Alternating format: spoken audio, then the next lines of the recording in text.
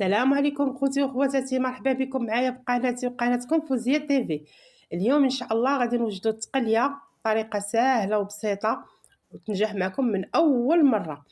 بسم الله على بركه الله. عندي التقليه درتها في الطنجره، غادي نزيد عليها 2 حبات ديال المطيشه وحبه ديال البصله وشويه ديال الثومه، نطحنهم ونخويهم على التقليه ديالي.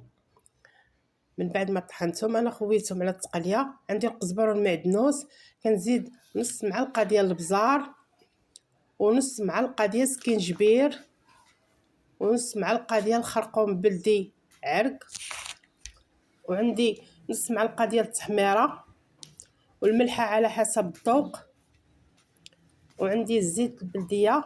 الا بغيتو طيبوا بزيت نباتيه ماشي مشكل، كي زيت البلديه كتعطي واحد النكهه خاصه بها.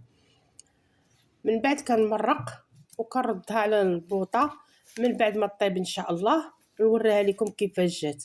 صدقوني واخا نعيا ما نشكرها لكم ما غاديش تصدقوا النكهه اللي كتجيب فيها والمذاق. تبارك الله ما شاء الله.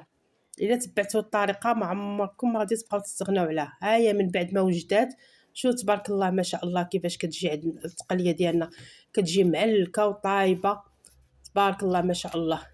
الا وصلتوا حتى لهنايا ما تنساونيش في اشتراك في قناتي وشي كومونتير زوين ولايك، فضلا وليس امرا. السلام عليكم.